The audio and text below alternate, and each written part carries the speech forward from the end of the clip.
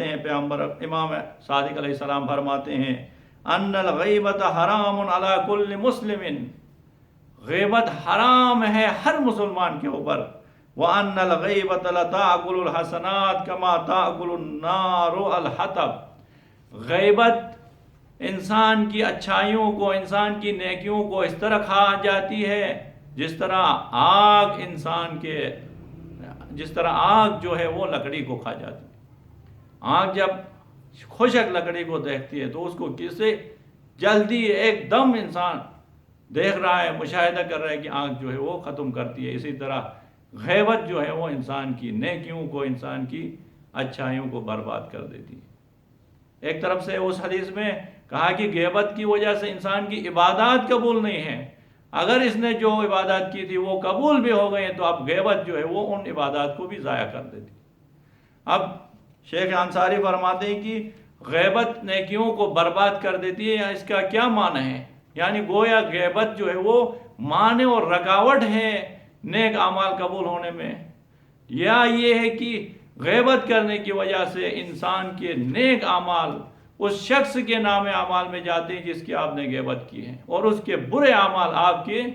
نام اعمال میں آ جاتے ہیں، جس کے متعلق پیغمبر خدا فرماتے ہیں یوتا بأحد یوم القیامہ فیوقف بین یدی ربہ عز وجل، قیامت کے دن ایک شخص کو خداوند عالم کی درگاہ میں پیش کیا جائے گا، وَيُدْفَعُ إِلَيْهِ كِتَابَهُ، اور اس کے نام اعمال کو اس کے ہاتھ میں تھمایا جائے گا، فَلَا يَرَى حَسَنَاتَهُ فِيهِ، اور وہ شخص اپنے نیکیوں کو اس نام اعمال کی کتاب میں نہیں دیکھے گا۔ جب نہیں پائے گا اپنے نیک اعمال کو تو خداوند عالم کی درگاہ میں دعا کرے گا، فیقول الہی لیس ھذا کتابی لا اری فی حسناتی، پروردگارا یہ میرے نام اعمال نہیں ہے کیونکہ اس میں میرے جو نیک اعمال تھے وہ نظر نہیں آ رہے ہیں، میں نے دنیا میں بہت سارے نیک اعمال انجام دیے تھے وہ اس میں نہیں ہیں۔ تو خداوند عالم مخاطب ہو کے فرماتا ہے فیقال لو ان ربک لا یضل ولا ینسا، آپ کا پروردگار نہ غلطی کرتا ہے نہ بھولتا ہے، جو کچھ ہے یہی ہے آپ کے نام اعمال۔ اس کے بعد خداوند عالم فرماتا ہے ذہب عملک باغتیاب الناس، آپ کے نیک اعمال لوگوں کی غیبت کرنے کی وجہ سے ضائع ہو چکے ہیں، وہ جو نیک اعمال آپ یہاں نہیں دیکھ رہے ہیں وہ اس وجہ سے کہ لوگوں کی آپ نے غیبت کی، اس وجہ سے ضائع ہو چکے ہیں۔ ثم یؤتی بآخر ویدفع الیہ کتابہ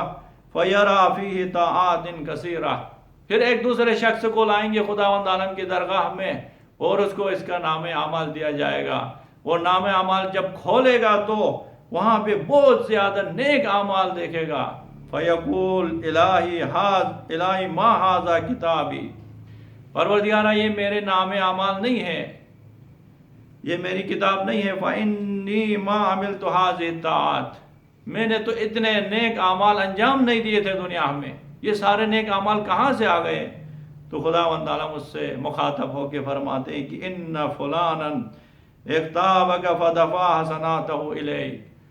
فلان کی شخص نے